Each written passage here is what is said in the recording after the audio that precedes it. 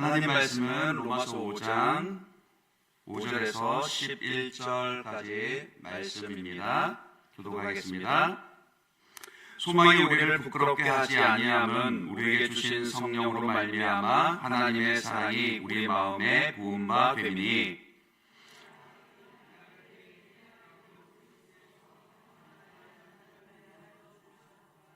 의인을 위하여 죽는 자가 쉽지 않고 선인을 위하여 용감히 죽는 자가 혹 있거니와,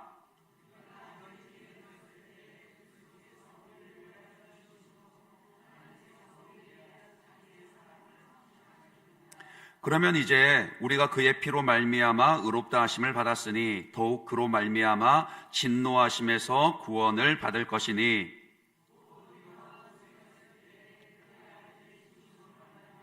하나님과 화목하게 되었은즉 화목하게 된 자로서는 더욱 그의 살아나심으로 말미암아 구원을 받을 것이니라. 그뿐 아니라 이제 우리로 화목하게 하신 우리 주 예수 그리스도로 말미암아 하나님 안에서 또한 즐거워하느니라. 아멘.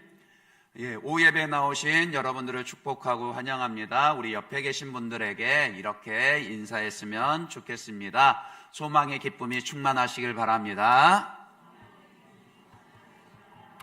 우리 다른 분들 향해서도요, 소망의 기쁨이 충만하시길 바랍니다. 우리 주 예수 그리스도께서 우리에게 산 소망이 되신다 하셨습니다. 그 예수님을 믿고 주님 안에 거하시는 저와 여러분 모두가 언제나 그 소망의 기쁨이 충만하기를 간구합니다. 그런 마음의 중심으로 함께 오늘 말씀 살펴보려고 합니다. 앞서 이제 오후 예배 때 인간의 상태에 대해서 말씀을 드린 적이 있습니다.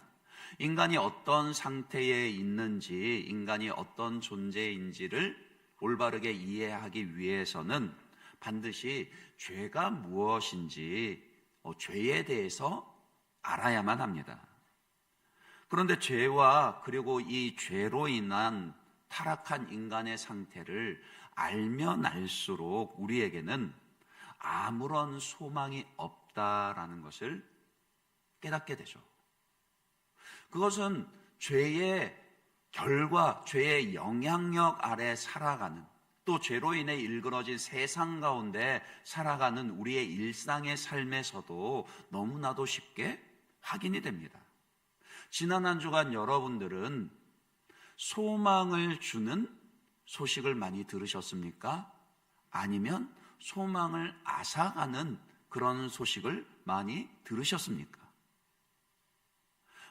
세계 뉴스가 아니다 할지라도요, 우리가 일상에서 마주하는 그런 사건들, 사고들, 일상의 그런 부딪히는 문제들 자체가 사실은 소망이 없네, 이렇게 만드는 경우들이 참 많이 있죠. 근데 그것은 다 따지고 보면은 결국에는 무엇 때문이냐? 죄 때문이라는 거예요. 죄로 인하여서 하나님과 완전히 단절되었고 하나님을 대적하며 원수처럼 지냅니다. 죄로 인해서 타락한 인간의 마음이 도덕적인 그런 행함, 도덕적인 죄를 범하게 만듭니다. 그것도 혼자 죄를 짓는 것이 아니라 패거리를 지어서, 그렇게 무리를 지어서 함께 더 이상 죄를 죄가 아닌 것으로 그렇게 덮어버리려 듭니다. 그런 죄로부터 스스로를 구원할 수 있는 그런 능력이 전무하게요. 그러니까 하나도 능력이 없기 때문에 사실은 우리는 죄에 대해서 완전히 무능합니다. 우리에게는 자기를 구원할 만한 그런 능력이 하나도 없습니다. 그저 개가 그 토한 것을 다시 삼키듯이 끊임없이 죄를 반복할 뿐이며, 또 죄로 인한 결핍과 그 고통을 안고 살아갑니다. 그러니까 이게 사실은 객관적이고도 냉철한 인간의 상태라는 거예요. 그러니까 이것을 깨달으면 깨달을수록 어떻게 소망을 가질 수 있겠습니까? 아무런 소망이 없이 절망뿐이다라는 것을 부르짖게 되는 것이죠. 근데 놀라운 것은요, 하나님의 은혜는 은혜가 주어지기 전에 우리로 하여금 그런 절망의 상태로 이끌어 간다라는 거예요. 우리의 완고함이 깨트려지기 위해서는 스스로 아무런 절망이 없는 상태임을 알아야만 하거든요. 그래서 로마서 말씀에도 보면 하나님께서 우리에게 율법을 주신 목적이 뭐냐? 죄의 죄됨을 깨닫게 하기 위해서라는 거예요. 죄로 인해서 우리가 철저히 무능력하고 죄로 인해서 우리에게 아무런 소망이 없다라는 것을 깨닫게 하심으로 말미암아 하나님이 우리에게 보내주신 유일한 소망 되시는 예수 그리스도를 믿음으로 붙잡을 수 있도록 그렇게 이끌어 가신다라는 겁니다. 소망이 없다라고 느껴지십니까? 그렇다면은 하나님이 오늘 나에게 이런 날들을 허락하신 목적이 무엇인지를 다시 한 번 더 기도하며 생각을 해보아야 합니다. 하나님께서 혹시 내가 미처 깨트리지 못한 그런 완고함을 깨트리기를 원하시지는 않는지, 하나님께서 내가 그동안 끊어버리지 못한 죄를 이제는 단호히 끊어버리기를 원하시지는 않는지, 그래서 상한 마음, 통회하는 심령으로 하나님 앞에서 회개하며 하나님이 주시는 유일한 소망을 붙잡을 수 있도록 하나님이 우리를 그렇게 인도해 가시는 과정일 수 있다라는 거예요. 그러니까 어쨌든 우리가 우리의 스스로의 모습만 바라보면은 아무런 소망을 기대할 수 없는 그런 절망뿐인 인생인데, 그런 우리에게 오늘 본문에서는 아주 놀라운 이야기를 합니다. 어떤 이야기로 시작합니까? 소망에 대해서 말씀을 하죠. 5절입니다. 5절 말씀 같이 한번 볼까요? 5절을 다시 한번 더 읽어보겠습니다. 같이 읽습니다. 시작. 소망이 우리를 부끄럽게 하지 아니함은 우리에게 주신 성령으로 말미암아 하나님의 사랑이 우리 마음에 부은 바 됨이니. 그랬습니다. 하나님이 우리에게 주신 소망은 우리를 부끄럽게 하지 않으실 거라는 거예요. 사실은 예수를 믿지 않아도 소망을 가지려 합니다. 소망이 없이 어떻게 인간이 한순간인들 버티며 살아갈 수 있겠습니까? 그래서 세상 곳곳을 찾아다니며 무엇이 소망이 될 만한가 부여잡을 수 있는 소망을 찾습니다. 그런데 하나님을 떠난 인생의 그 인생이 붙잡는 소망의 결론은 무엇입니까? 부끄러움밖에 없다라는 것이죠. 사람들이 무엇에 소망을 두고 살아가죠? 주가가 오르는 것에 소망을 두십니까? 한참 오른다 싶어도 훅 떨어지잖아요. 돈에 소망을 둘 수 있습니까? 돈은 돌고 돌아서 돈이래요. 오늘 손 안에 들어왔다가도 돌고 돌아서 나가는 게 돈이랍니다. 그러니까 돈이 우리에게 소망이 되지 않는다라고요. 무엇이 소망이 됩니까? 공부를 많이 하면 자격증을 따면은 그러면 소망이 됩니까? 아니잖아요. 그래서 힘들잖아요. 연애를 하면 소망이 됩니까? 청년 여러분, 연애하지 말란 뜻이 아닙니다. 연애하셔야죠. 그러나 그것이 우리에게 궁극적인 소망이 되지는 못한다라는 거예요. 왜요? 사람은 그렇게 소망을 둘 만큼 견고하거나 신뢰할 수 있는 대상이 아니거든요. 심지어는 자녀도 마찬가지입니다. 자녀가 소망이 됩니까? 그런 자녀로 자라주면은 너무너무 감사한 일이죠. 우리 예일교회 모든 부모님들에게는 자녀가 소망이 될 수 있도록 그렇게 믿음의 자녀로, 신실한 자녀로 자라게 되는 그런 은혜 있으시길 바랍니다. 그러나 아무리 믿음직하고 든든한 자녀라 할지라도요, 오늘 말씀에서 인간의 실존에 대해서 얘기하는 우리가 궁극적으로 가질 수 있는 소망이 되지는 못한다라는 거예요. 아무리 착한 자녀라 할지라도 실망할 수밖에 없는 순간들이 있습니다. 그러니까 세상에서 우리가 붙잡을 수 있는 소망은요, 우리가 부끄러움을 당하지 아니할 만큼 견고한 소망은 없다라는 거예요. 그것은 다시 말씀을 드리지만 그만큼 우리가 죄로 인해서 하나님과 단절된 우리가 철저히 죄로 인해 일그러지고 타락했기 때문입니다. 그런데 우리를 부끄럽지 않게 하는 소망이 있다, 그렇게 말하죠. 세상에 어디에서도 찾을 수 없고 붙잡을 수 없지만 그러나 우리에게 부끄럽지 않은 소망이 있다. 근데 그 소망이 우리를 부끄럽게 하지 않을 것은 왜 그렇다 그럽니까? 그 소망이 하나님의 사랑으로 말미암은 것이기 때문이라는 거예요.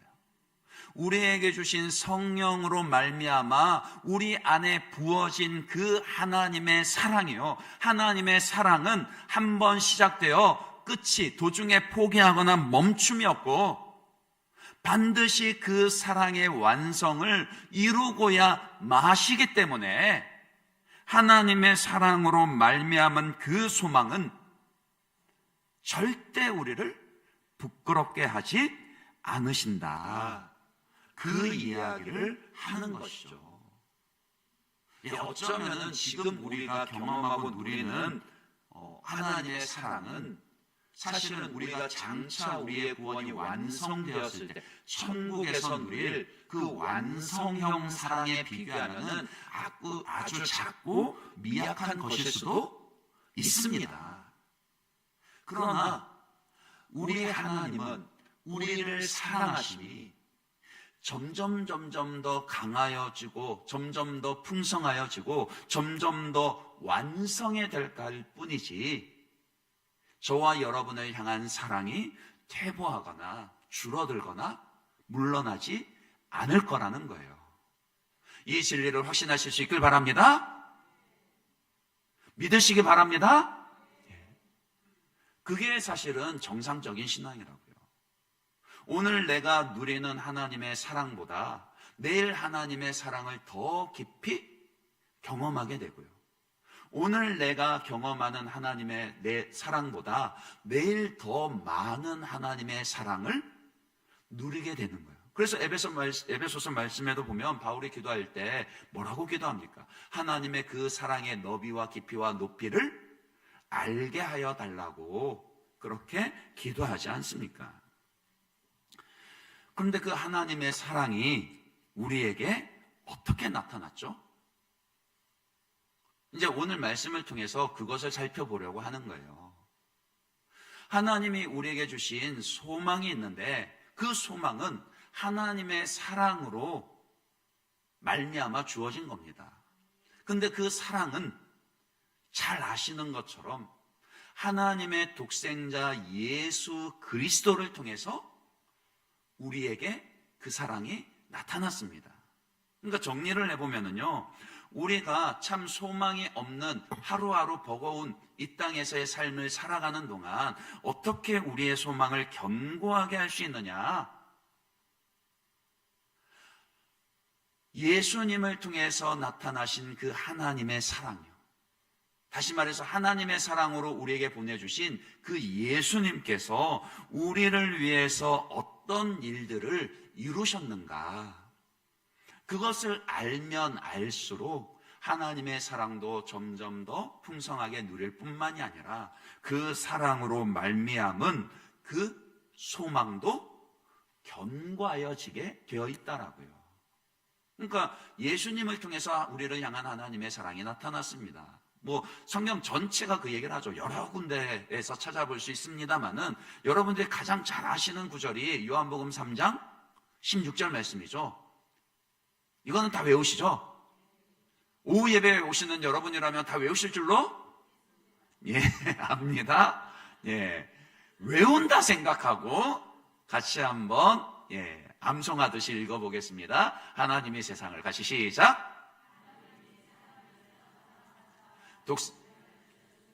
이는 그를 믿는 자마다 멸망하지 않고 영생을 얻게 하려 하심이라. 아멘. 예, 여기에 보면은 하나님이 세상을 이처럼 사랑하사 그랬어요. 성경에는 이 세상이라는 표현이요, 문맥에 따라서 다르게 이해가 되어집니다. 크게 이제 세 가지 의미가 있는데, 첫째는요, 세상 하면은 하나님이 창조하신 모든 피조물과 이 자연 만물, 이 세계를 가리킬 때 세상이라 그렇게 말씀합니다. 그리고 둘째로는요, 하나님을 떠나 믿지 않는 사람들을 가리킬 때도 세상이라 혹은 세상 사람들이라 그렇게 표현합니다. 그리고 세 번째로는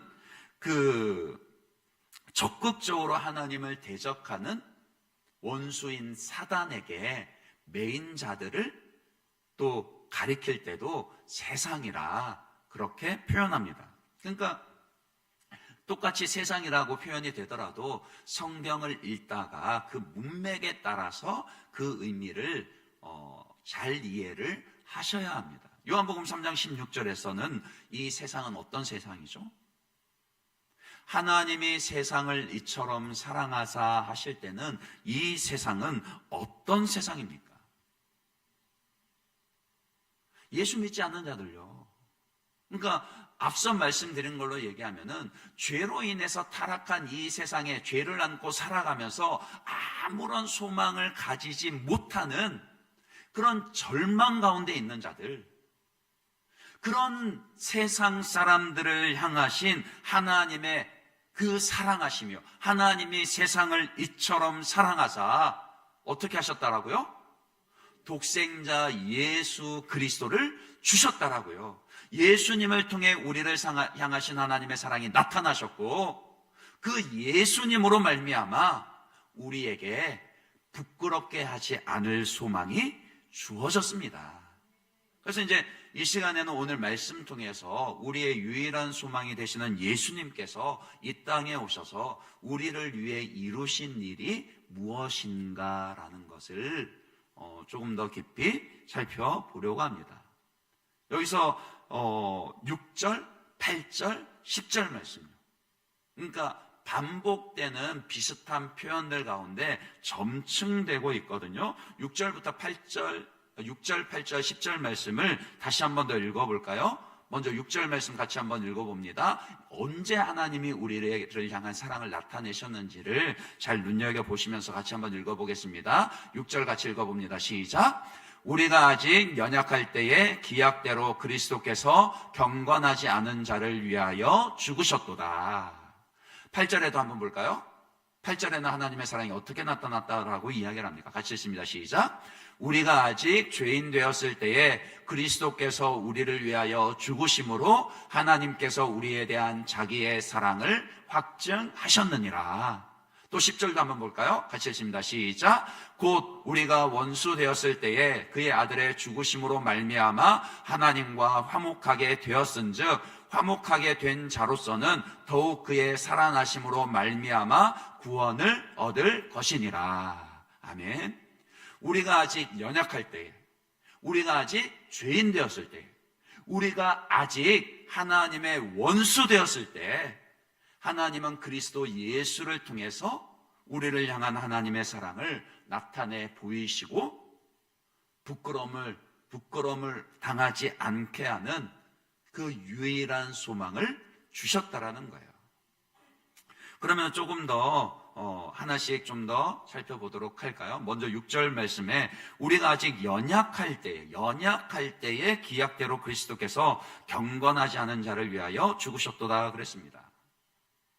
언제 예수님이 우리를 위해 오셔서 죽으셨다라고요? 연약할 때예요. 연약할 때입니다. 능력이 없을 때입니다. 세상은 어떻습니까? 끊임없이 우리에게 자기의 능력을 증명해 보이라 그렇게 요구합니다. 세상은 우리를 평가하면서 능력을 보고 우리의 가치를 평가합니다. 그러면서 무엇을 얻으려면은 그것을 얻을 만한 그 합당한 능력과 자격을 갖추어라. 이렇게 요구하죠. 심지어는 사랑을 주고받을 때도 사랑받을 만한 자격이 있어야 한다. 그렇게 말하지 않습니까? 그런데 하나님의 사랑은 그렇지 않더라고요. 하나님의 사랑은 언제 나타났다라고요? 우리가 아직 연약할 때에. 특별히 여기에서 이 연약하다라는 말은 하나님 앞에서의 연약함입니다. 앞서 말씀드렸던 죄에 대해서 저항하고 죄를 이길 수 못하는 그런 죄 앞에서의 철저한 무능력을 의미합니다. 그래서 우리가 아직 연약할 때 그리스도께서 경건하지 않은 자를 위하여 죽으셨다. 그러니까 연약한 자와 경건하지 않은 자가 대꾸를 이루고 있는 것이죠. 누가 있어서 하나님의 사랑을 받기에 충분한 자격을 갖추었다 말할 수 있겠습니까? 여러분은 자신 있으세요? 여러분 스스로의 그 자격으로는 과연 얼만큼의 하나님의 사랑을 받아낼 수 있을 것 같습니까? 그거 생각하면 소망이 없는 거죠. 그러나 오늘 이 말씀요, 우리가 아무런 자격도 아무런 공로도 없이 연약할 때에, 그때에 예수님께서 오셔서 친히 우리를 위하여 죽으심으로 우리를 향한 하나님의 사랑을 나타내 보이셨더라고요. 혹시 지난 한 주간 아무도 나를 사랑해 주지 않는 것 같아서 그래서 힘들지는 않으셨습니까?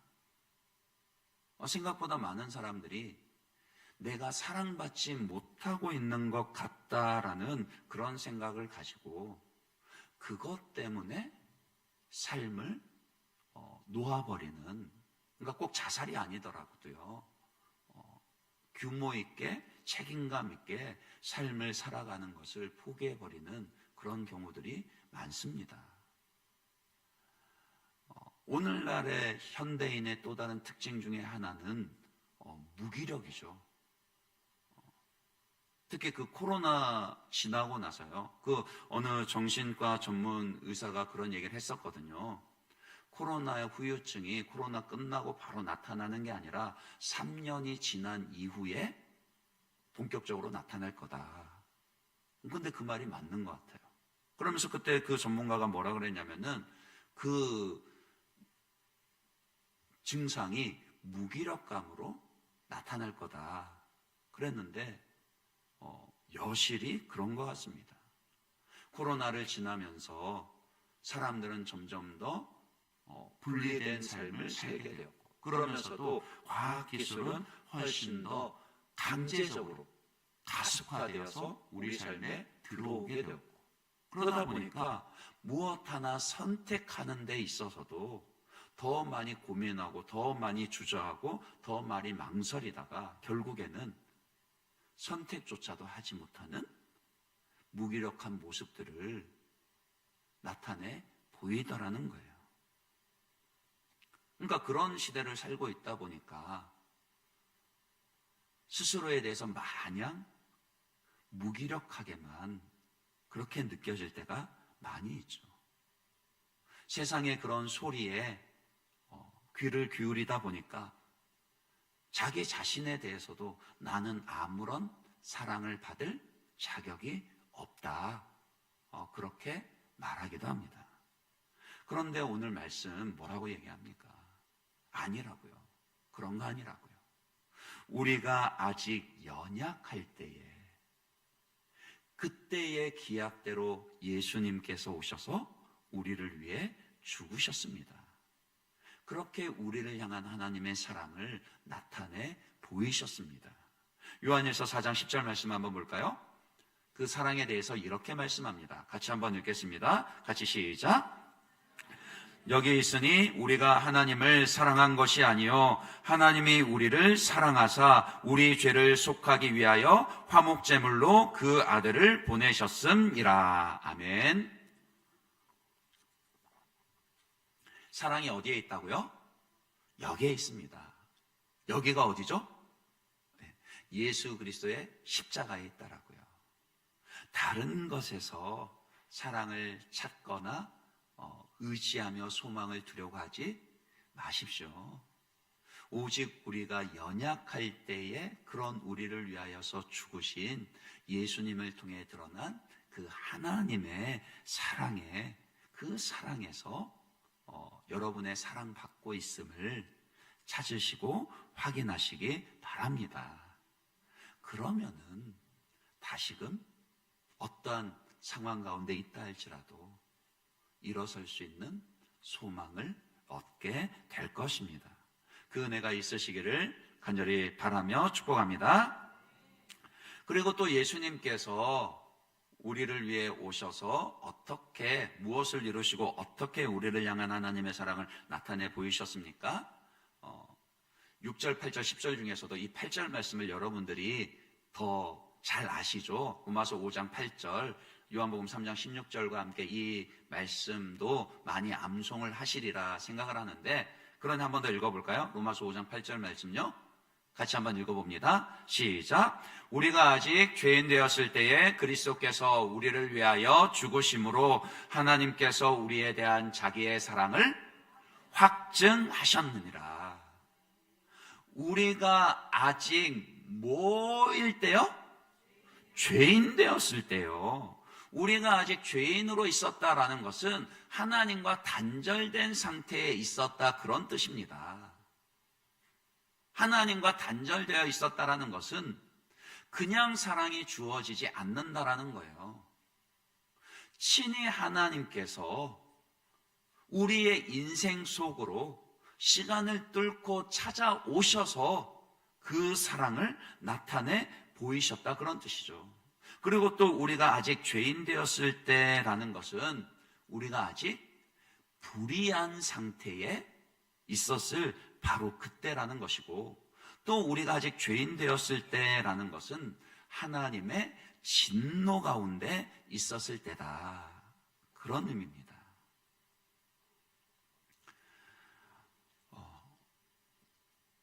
회개와 그 정죄감은 잘 구별을 하셔야 합니다. 여러분 어떻게 생각하세요? 신앙이 성숙하면 성숙할수록 더 많이 회개할까요? 더 적게 회개할까요? 1번, 2번 OX 해볼까요? 더 많이 회개한다. 더 적게 회개한다. 회개 아예 안 한다.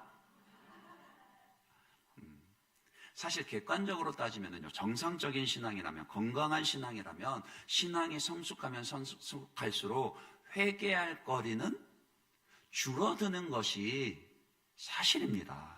아니, 그 정상적인 겁니다. 왜요?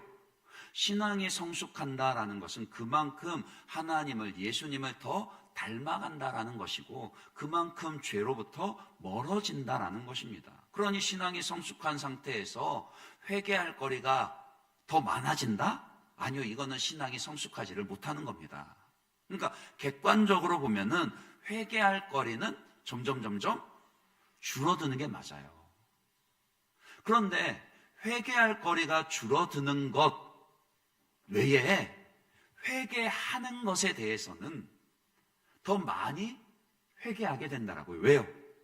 신앙이 성숙하면 성숙할수록 전에는 그냥 무심코 지나치던 그런 죄와 죄악들에 대하여서도 이제는 하나님의 그 사랑을 더 깊이 알고 나니까 전에는 무심코 지나쳤던 그 죄가 내 마음에 이내 못이 박히게 되고, 회개하지 아니하고 넘어가기에는 아픔이 되고 상처가 되기 때문에, 그렇기 때문에 신앙이 성숙하면 성숙할수록 더 깊이 회개하고 더 많이 회개합니다. 많은 경우에 있어서 회개를 많이 하면 신앙이 성숙하지 못한 것처럼 그렇게 생각하기도 하는데 절대 그렇지 않습니다. 그러니까 회개할 거리가 줄어드는 것하고 회개를 많이 하는 것, 깊이 하는 것하고는 분명히 구분을 하셔야 합니다. 그리고 또 구별해야 되는 게 뭐냐면요, 그렇게 하나님 앞에서 돌이켜 회개하는 것하고 스스로 정죄하는 것하고 구별을 하셔야 한다라고요. 왜요?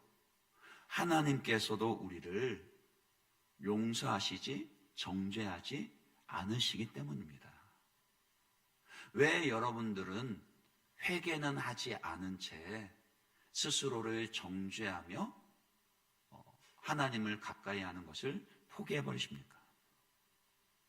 왜 실질적으로 하나님을 가까이 하며 그분과의 친밀함은 누리지 못한 채 난 안 돼, 내가 그렇지, 내 지금 이거 회개해도 또 죄질 건데, 그러면서 그 정죄감에 쌓여 눌러앉아 있으십니까? 그것은 하나님의 사랑이 아니다라고요. 그 8절에 이어서 9절 말씀에도 뭐라 그러셨죠? 9절 말씀 같이 한번 읽어볼까요? 오늘 본문 9절 말씀 같이 읽습니다. 시작. 그러면 이제 우리가 그의 피로 말미암아 의롭다 하심을 받았으니 더욱 그로 말미암아 진노하심에서 구원을 받을 것이니. 아멘. 예수 피로 말미암아 우리의 죄인된 우리가 의롭다 하심을 받았다라고요. 예수님의 죽으심으로 말미암아 하나님의 진노로부터 구원을 받았다라고요. 이 진리를 믿음으로 굳게 붙잡으셔야 합니다. 이 진리를 믿으시고 그 자기 정죄감으로부터 벗어나셔야 합니다. 여러분이 해야 할 것은 스스로를 정죄하고 하나님을 가까이 하지 못한 채 주저앉아 있는 것이 아니라 상한 마음으로 돌이켜 회개하고 하나님께로 나아가는 것입니다. 그 은혜가 있으시길 바랍니다. 그 정죄감이 찾아올 때마다 우리를 대신하여 십자가에 못 박혀 죽으신, 다시 말해서 아직 우리가 죄인 되었을 때에 우리를 위하여 친히 나무에 달려 죽어주셨던 예수님을 곧바로 생각하셔야 합니다. 베드로전서 2장 24절 한번 볼까요? 거기에 보면 이렇게 말씀하죠. 친히 나무에 달려 그 몸으로 우리 죄를 담당하셨으니 이는 우리로 죄에 대하여 죽고 의에 대하여 살게 하려 하심이라. 그가 채찍에 맞음으로 너희는 나음을 얻었나니. 보세요. 예수님께서 저와 여러분의 죄를 친히 짊어지시고 대신 나무 십자가에 달려 죽으심으로 죄인된 우리가 의롭다 하심을 얻게 하셨습니다. 뿐만이 아니라 여러분들을 향한 하나님의 변치 않는 그 사랑을 쾅 도장을 찍듯이 확증해 주셨다라고요. 정죄감에 쌓일 때마다 그 예수님의 십자가를 붙잡으심으로 그분을 통해 확증된 하나님의 사랑을 신뢰할 수 있으시길 바랍니다. 그럴 때 우리가 스스로조차도 포기하고 싶은, 스스로조차도 자폭하고 싶은 그 순간에도 다시 일어설 수 있는 힘을 얻게 되고 소망을 굳건히 할 수 있습니다. 마지막으로 예수님께서 이 땅에 오셔서 무엇을 이루심으로 우리를 향한 하나님의 사랑을 나타내 보이셨습니까? 10절 말씀입니다. 10절 말씀 같이 한번 읽어볼까요? 10절, 오늘 본문 10절 말씀 같이 읽습니다. 같이 시작.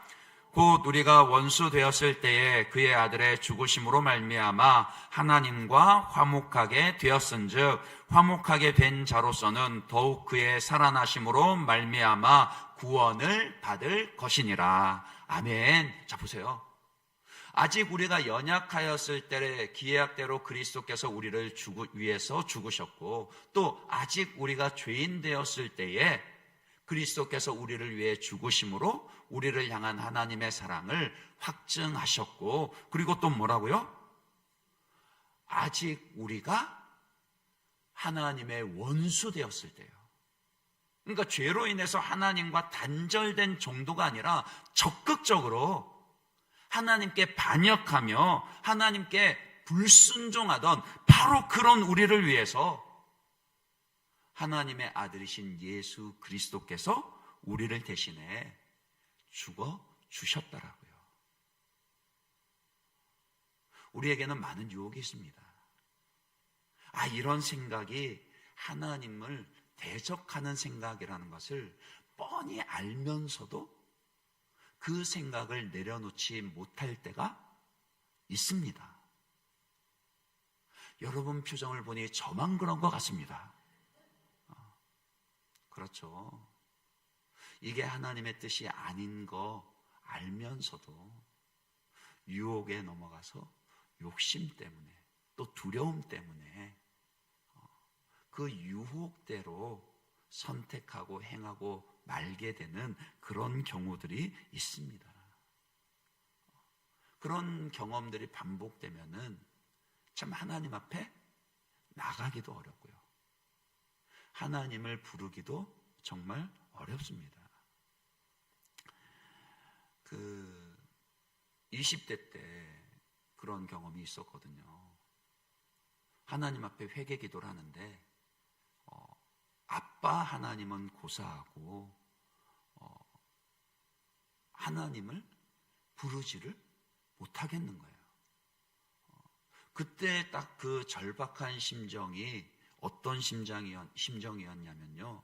누가복음 15장에 그 아버지 집을 떠났던 둘째 아들의 그 심정이에요.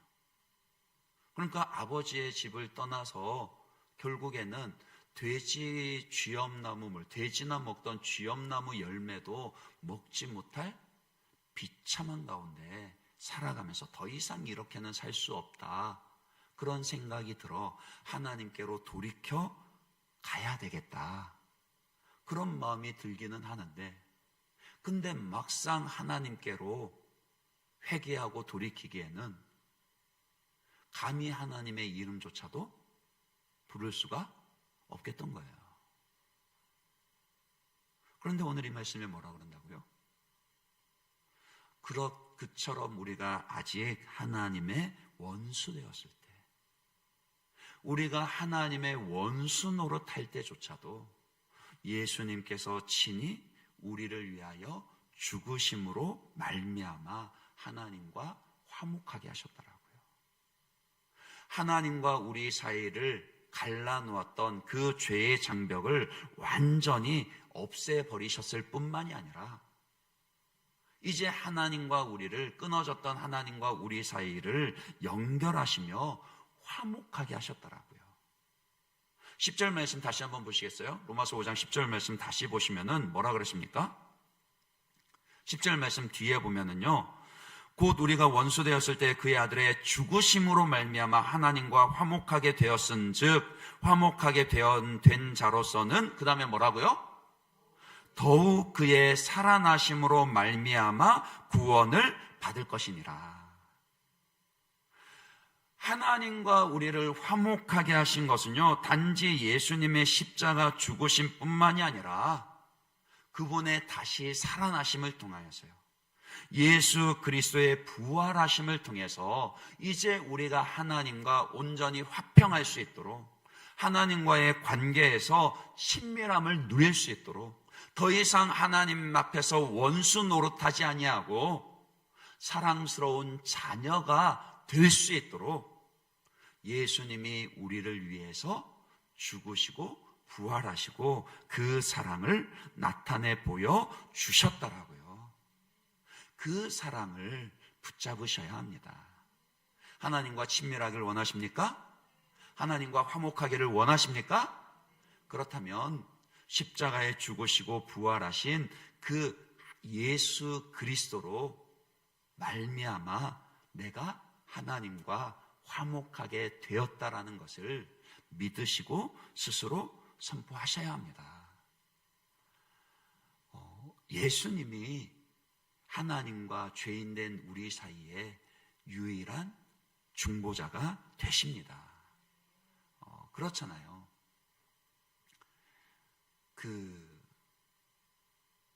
제가 가장 고민되는 순간 중에 한 순간이 언젠지 아십니까? 이런 얘기도 하면 또 그런데, 저희 집사람하고 저희 집 애들하고 싸웠을 때요. 그때 저는 판결자 노릇을 하고 싶은 게 아니라 중보자의 노릇을 하고 싶은 거거든요. 그러니까 관계가 틀어졌을 때 어떻게 그 관계를 회복해야 할지 모를 때 사실은 중보자의 역할은 대단히 중요합니다. 우리는 자존심 때문에 싸우고 자존심 때문에 버티기 때문에요. 때로는요, 한참 싸워놓고 시간이 지나가면 왜 싸웠는지도 모를 때가 있어요. 그래 놓고도 여전히 그 사람하고는 껄끄럽고 피하게 되고 불편한 그런 경우들이 있죠.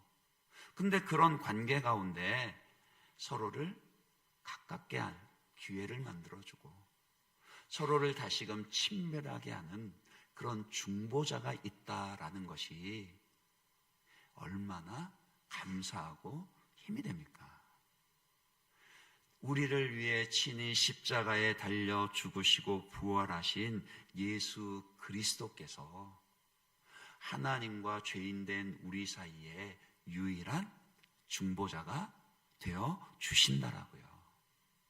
그렇기에 그 예수님께서 변함이 없는 우리를 향하신 하나님의 사랑을 확증하시고 나타내 보여주셨을 뿐만이 아니라 하나님 앞에서 하나님과의 관계에서 화평함을 누릴 수 있도록 견고한 소망이 되어 주신다라고요.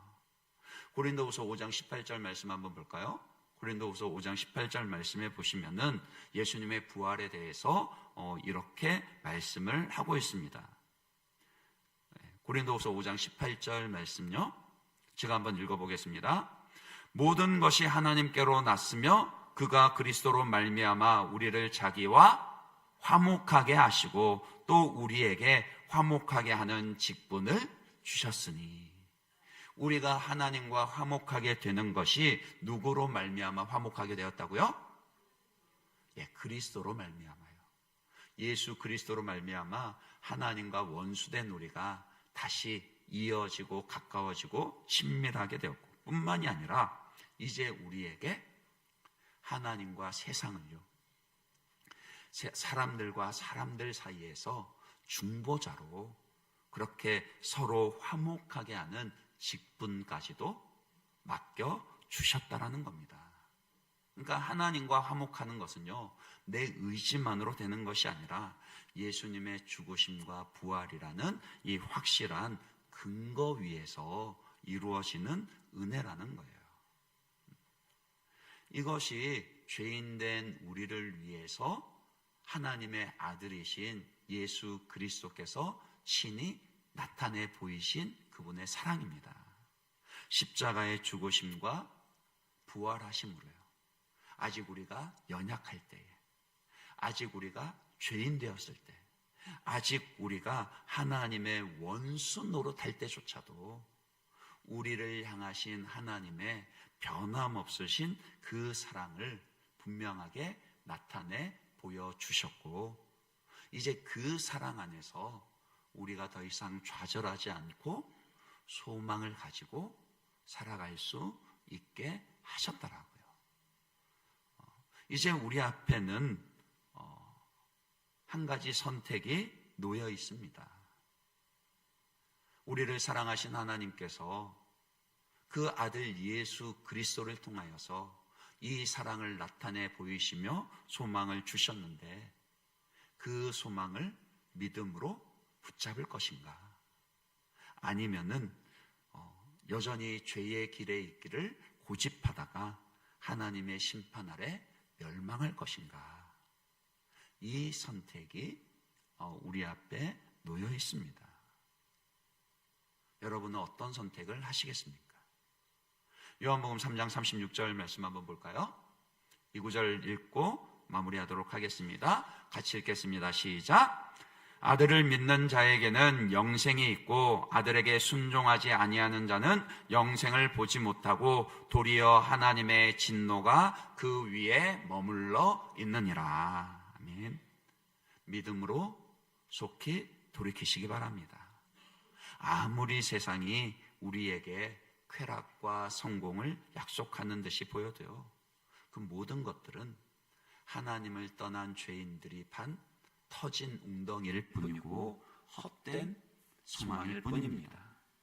죄인인 우리에게 주어진 유일한 소망은 오직 예수 그리스도 뿐이시라고요. 우리를 향한 하나님의 사랑을 나타내 보이시고 확증하신 그 예수 그리스도 뿐입니다. 그분을 믿음으로 영접하면 영생의 복이 주어질 것이고, 또 죄로 인한 그 고통과 좌절이 가득한 이 세상에서도 소망으로 살아갈 수 있도록 우리를 일으켜 세우실 것입니다.